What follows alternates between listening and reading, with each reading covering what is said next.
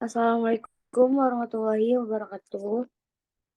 Pertama-tama kita panjatkan puji serta syukur kepada Allah yang telah memberikan kesehatan sehingga kita dapat berkumpul pada hari ini. Mohon maaf, saya izin selaku moderator akan memimpin presentasi kelompok kelompok 5. Eh, yang terhormat kepada dosen pengampu Ibu Apoteker Sani Ramdhani Lestari Magister Farmasi Klinik.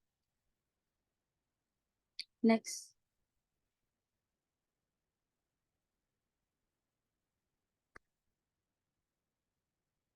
Berikut nama anggota kelompok: Syasha Nursabila, Sherly Savitri, Sri Anissa Wahyuni, dan Salsa Azahra. Jadi pada kesempatan kali ini kita akan membahas tentang Alzheimer. Definisi Alzheimer adalah penyakit neurodegeneratif yang berkaitan dengan usia yang merupakan penyebab utama penyebab demensia.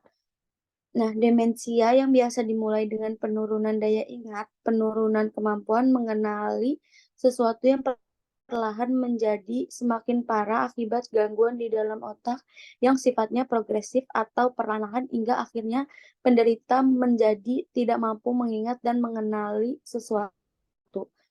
Tanda lainnya yaitu kebingungan. Tanda lainnya yaitu kebingungan, penilaian yang buruk, gangguan berbicara, agitasi, penarikan diri, dan halusinasi. Next. Berikut prevalensi. Nah, prevalensi Alzheimer ini, estimasi penderita Alzheimer di Indonesia pada tahun 2019 sebesar 987.673.000 dan diperkirakan akan meningkat terus menjadi 3.399.285 pada tahun 2050. Hal ini diperkirakan berkaitan dengan peningkatan jumlah penduduk lansia dari 18 juta jiwa pada tahun 2010 menjadi 25,9 juta jiwa pada tahun 2019. Oleh karena itu, diperkirakan angka penderita Alzheimer pun meningkat setiap tahunnya. Next. Selanjutnya, patofisiologi dari Alzheimer. Patofisiologi penyakit Alzheimer ini sangat kompleks dan multifaktorial. Gambaran patologis yang khas meliputi akumulasi plak cerebral, amiloid, dan kekusutan neurofibriller dari tahu yang tidak larut secara abnormal, suatu protein aksonal. Tingkat simpatik asetilkolin menurun akibat keterlibatan neuron kolinergic. Banyak faktor lain yang dapat berkontribusi pada patofisiologi, sehingga penipisan neurotransmitter lain, hilangnya sinapsis saraf, disfungsi mitokondria, stres oksidatif, peradangan, iskemia, pensinyalan insulin, dan metabolisme kolesterol. Nah, perawatan yang muncul dapat diarahkan pada jalur ini. Next. Selanjutnya etiologi. Jadi penyakit Alzheimer ini adalah penyakit neurogeneratif yang bertahap dan progresif yang disebabkan oleh kematian sel saraf. Ini biasanya dimulai di korteks entorhinal di hipokampus. Nah, ada peran genetik yang diidentifikasi untuk penyakit Alzheimer awal dan akhir. Next.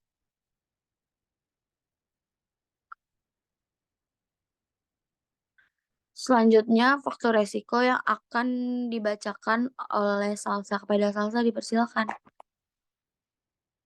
Baik, terima kasih Sherly. Selanjutnya ada faktor resiko, di mana usia itu berpengaruh karena pada penyakit Alzheimer ini, pada usia 65 tahun kebanyakan menderita penyakit Alzheimer. Kemudian pada faktor selanjutnya ada riwayat keluarga, yaitu seperti faktor keturunan atau genetik, adapun bersama faktor lingkungan dan gaya hidup atau keduanya dapat menjadi penyebabnya.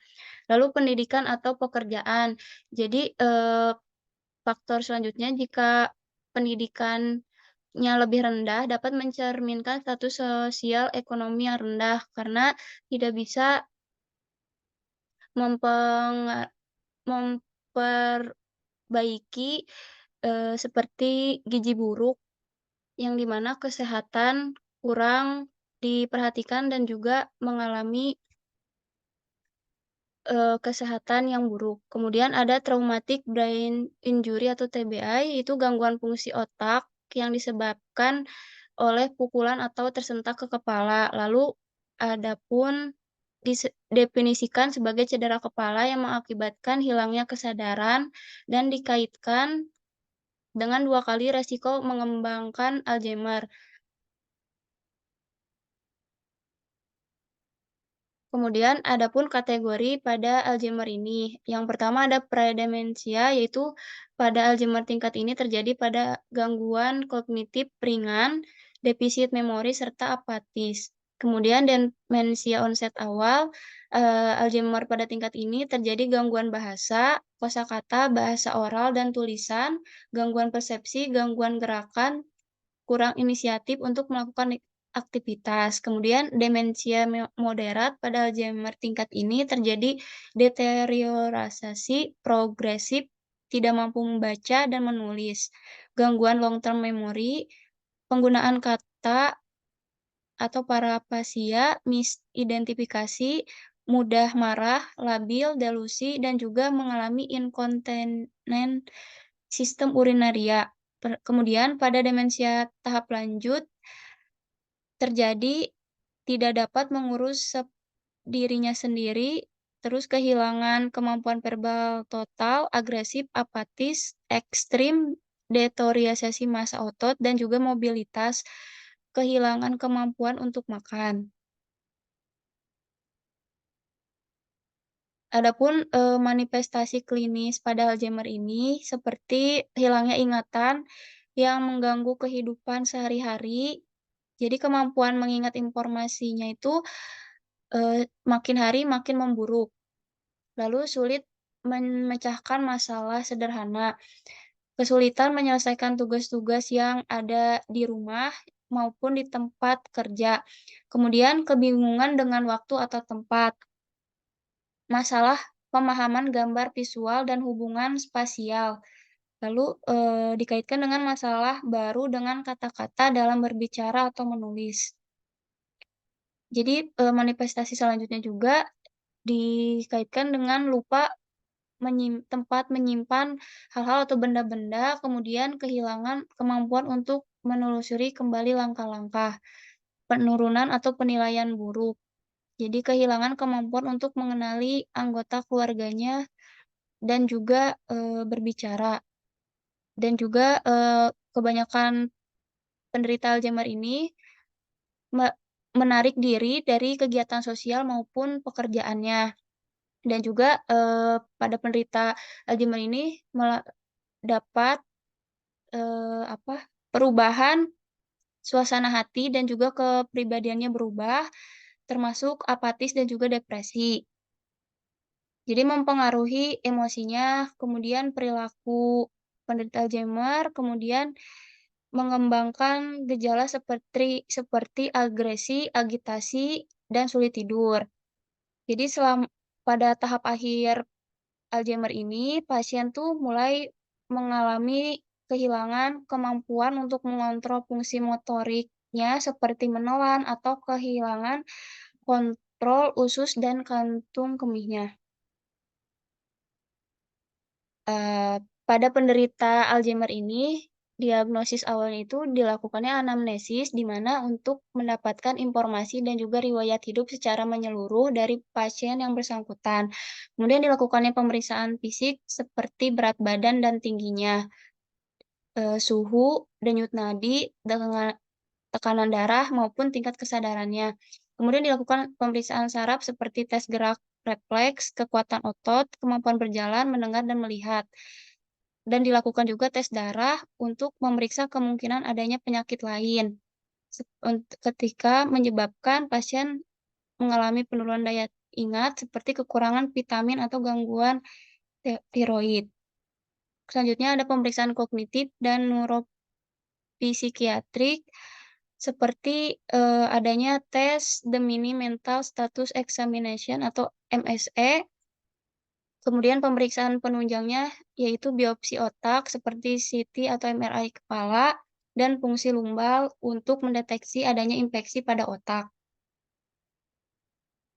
Kemudian ada algoritma terapi ini bisa dilihat pada, tabel atau diagram ini. Dari pengobatan dari ringan hingga sedang itu digunakan donepezil, galantamin kapsul, rivastigmine oral, dan juga rivastigmine patch. Kemudian, diberikan pada, sedang hingga berat itu hampir sama, yaitu donepezil, rivastigmine patch, namun dengan dosis yang berbeda. Kemudian ada memantine dan kombinasi CHEI dan memantine, dan dilakukannya monitor, dan evaluasi terapi selama 3 sampai 4 bulan, dan disesuaikan dengan, dosis yang dibutuhkan. Jika, terdapat penyakit, lainnya, itu bisa dilihat dari, maupun tinggi dosis maupun, eee, pemberian terapi yang lainnya. Dan ini, selanjutnya ada algoritma terapi yang bersumber dari ResearchGate yang dari Chinese version-nya itu, di mana, subjek di-screening dan terdapat, normal kognitif dan juga, gangguan kognitif. Nah, pada yang normal itu, MSE itu adalah Mild Cognitive State Examination, yang di mana ini, tes mini mental lebih dari 26, dan, kemudian terdapat, gangguan memori itu Clinical Dementia Rating atau CDR-nya itu 0,5. Kemudian ada Preservation of Daily Living Function atau IADL kurang dari 16, dan kecuali, terdapat depresi itu HAMD kurang dari 12 itu. HMD itu adalah, kuesioner untuk digunakan untuk mengetahui indikasi pada depresi, sebagai panduan dalam melakukan evaluasi terhadap proses pemulihan. Nah, jika, tidak ada atau berada di medial temporal atrofi atau hippocampus atrofi dalam MRI, tidak, dikaitkan dengan fungsi ataupun, pada neurological disorder and stroke itu, dapat bertemu dengan kriteria MCI.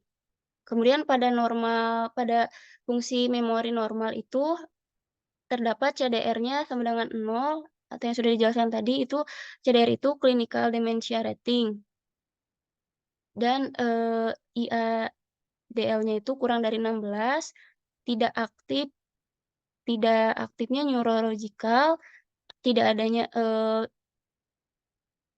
penyakit psikiater maupun, medikasi psikotropik, dan, bertemu dengan studi kriteria, normal kognisi atau normalnya, kognitif. Lalu pada, gangguan fungsi kognitif ini, MSE-nya kurang dari 26. Jadi, terdapat juga gangguan kognitif 2 ataupun lebih, gangguan kognitif termasuk, gangguan memori. Kemudian gangguan pada, kehidupan penderitanya itu lebih dari skornya itu 16, termasuk, tingkat skor, depresinya itu kurang dari 12. Jika bertemu dengan DSM-14 ini, jadi berkaitan dengan Hamilton Depression Rating Scale dan juga, diagnostik dan statistical manual of mental disorder. Jadi, berkaitan dengan gangguan mental dan, jika memungkinkan adapun alasan penggunaan tritropin, vitamin B12, dan asam folat itu, dikaitkan dengan demensia. Kemudian jika terdapat, medial temporal atrophy atau hippocampus atrophy di MRI itu, bertemu dengan Nance-Adrad Criteria for Alzheimer's Disease. Jadi, Nance-Adrad ini itu, eee, National Institute of Neurological Disorder and Stroke, yang di mana jika, bertemu dengan gejala maupun kriteria Alzheimer, disease ini, terus alasannya pada menggunakan tritopin, vitamin B12, kemudian asam folat, dan juga termasuk alasan treatment-nya itu, ketika penyakit cerebrovaskular dan juga adanya HIS lebih dari 4. Itu termasuk Alzheimer atau penyakit Alzheimer. Terima kasih.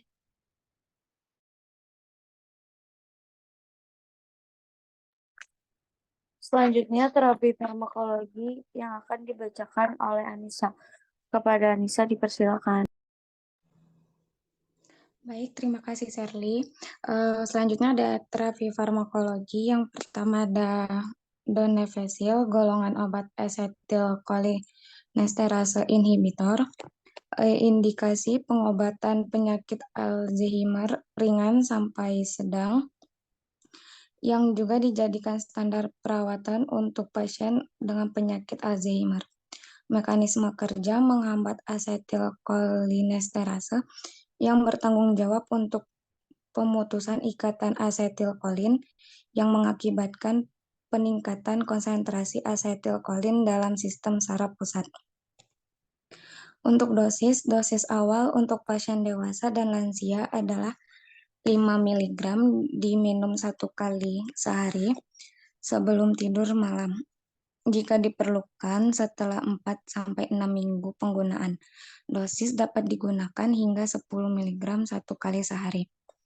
Khusus untuk demensia Alzheimer sedang sampai berat, dosis perawatan bisa ditingkatkan hingga 23 mg 1 kali sehari. Efek samping kantuk, mual atau muntah, diare, nafsu makan menurun, kram otot atau tremor, rasa lelah yang berlebihan, gangguan tidur seperti insomnia dan pusing atau sakit kepala. Next.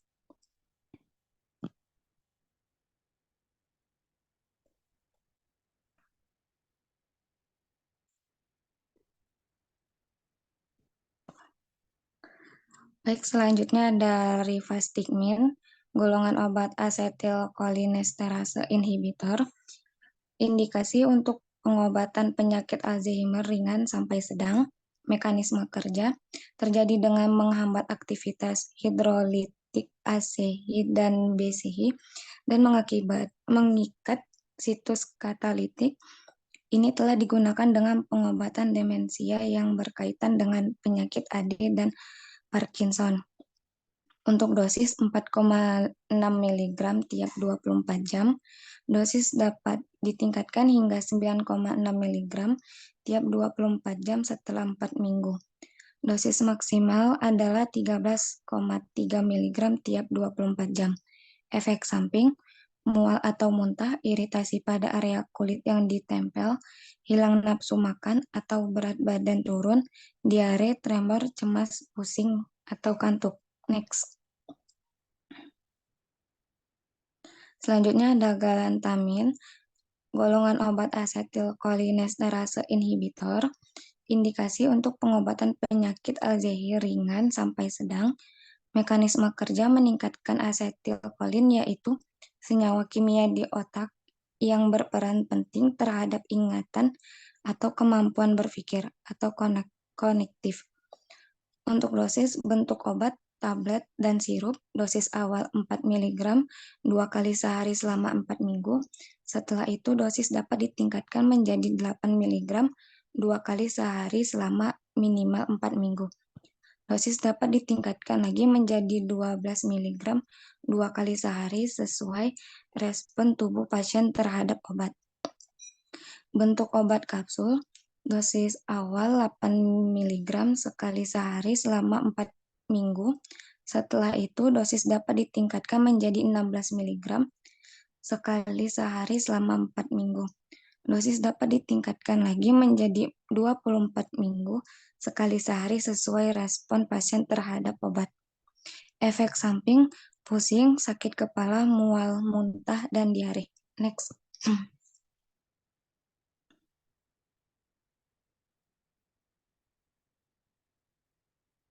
Selanjutnya ada memantin, golongan obat penyakit degenerasi saraf, indikasi digunakan untuk mengobati penyakit Alzheimer sedang sampai berat.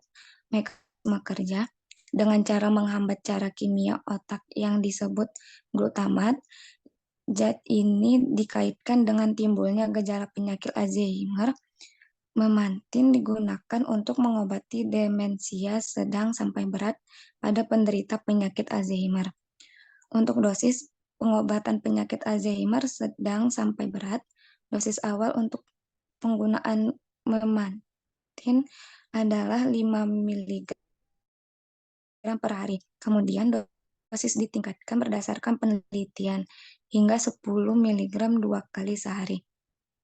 Efek samping batuk, nyeri punggung, sulit tidur, muntah, dan pusing. Next.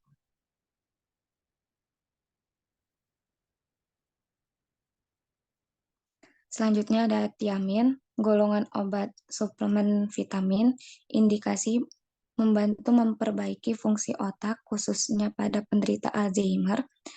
Mekanisme kerja bekerja dengan cara berikatan dengan adenosis trifosfat atau ATP di hati, ginjal, dan leukosit untuk memproduksi tiamin difosfat. Untuk dosis 3 gram per hari selama 3 bulan per oral. Efek samping gastrointestinal seperti mual, rasa tercekik di tenggorokan, dan perdarahan saluran cerna. Untuk kulit seperti berkeringat, kulit hangat, ruam merah, dan nyeri atau indurasi pada tempat injeksi. Reaksi hipersensitivitas seperti gatal, angiodema, urtikaria. Lainnya yaitu rasa gelisah, edema pulmonal, dan sianosis. Next.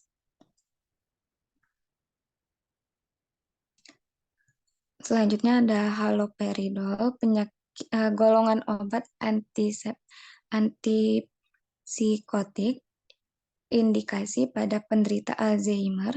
Seringkali terjadi gangguan psikosis atau delusi, halusinasi, dan tingkah laku. Mekanisme kerja bekerja dengan cara memblokir reseptor dopamin postinaptik atau D2 di dalam sistem mesolimbik otak.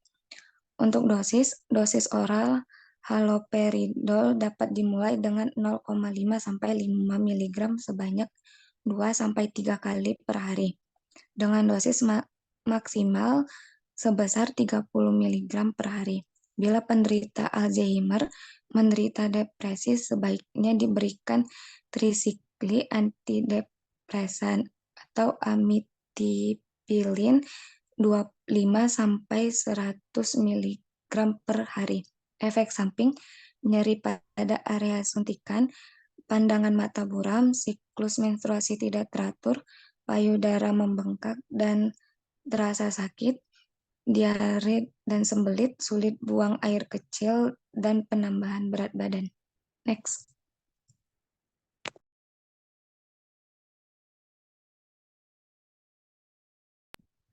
Selanjutnya, terapi farmakologi yang akan dibacakan oleh Sasha. Kepada Sasha dipersilakan. Baik, terima kasih Sherly. Selanjutnya, terapi farmakologi selanjutnya ada asetil L-karnitin. Indikasinya untuk menjaga fungsi otak dan dapat digunakan untuk mengobati penyakit gangguan saraf, termasuk penyakit Alzheimer.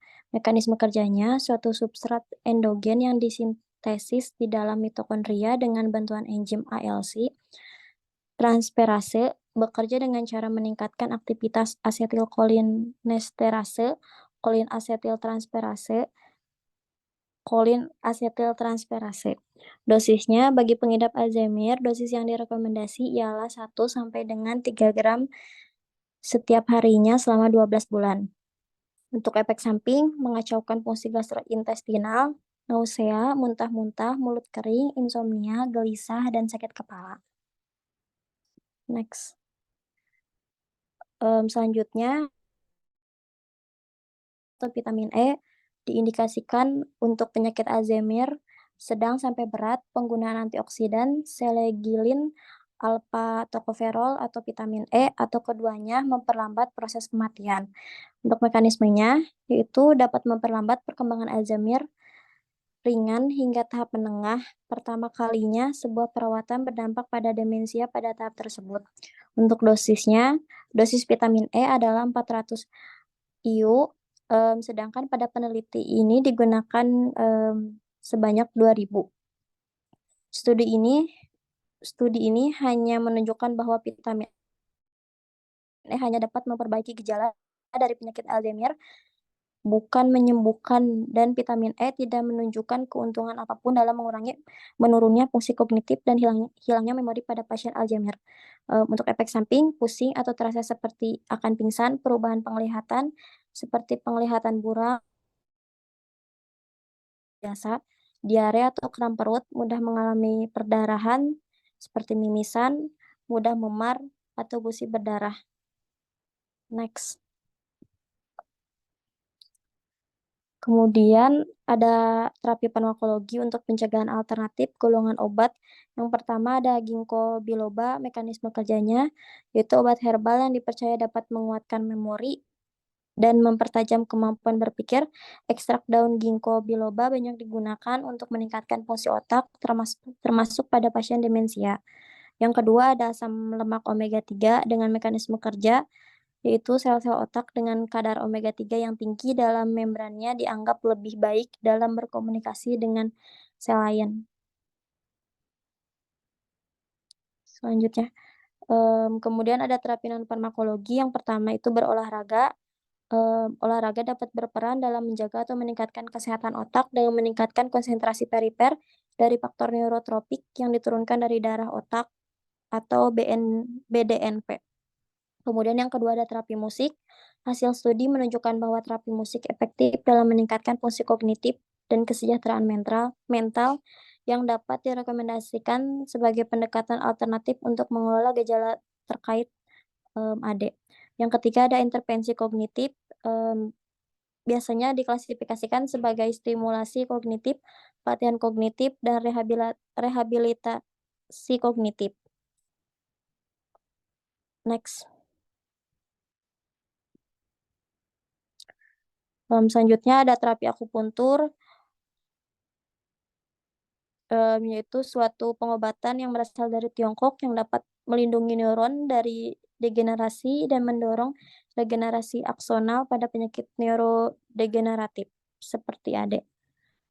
Selanjutnya ada banyak mengkonsumsi buah dan sayur, diet rendah lemak yang bersaturasi, minum air secukupnya, berhenti merokok, dan batasi asupan garam, gula, dan alkohol. Next.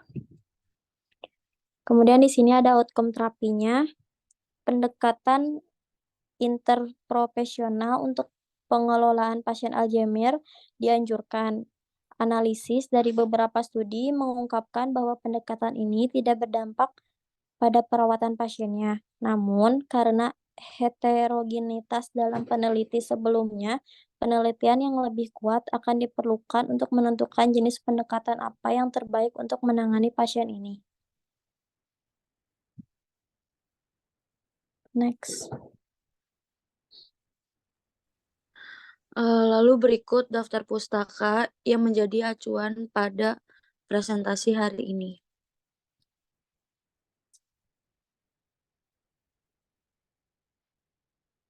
Cukup sekian presentasi pada hari ini, kurang lebihnya mohon maaf. Jika ada pertanyaan, nanti langsung di kolom komentar. Akhirul kalam, wassalamualaikum warahmatullahi wabarakatuh.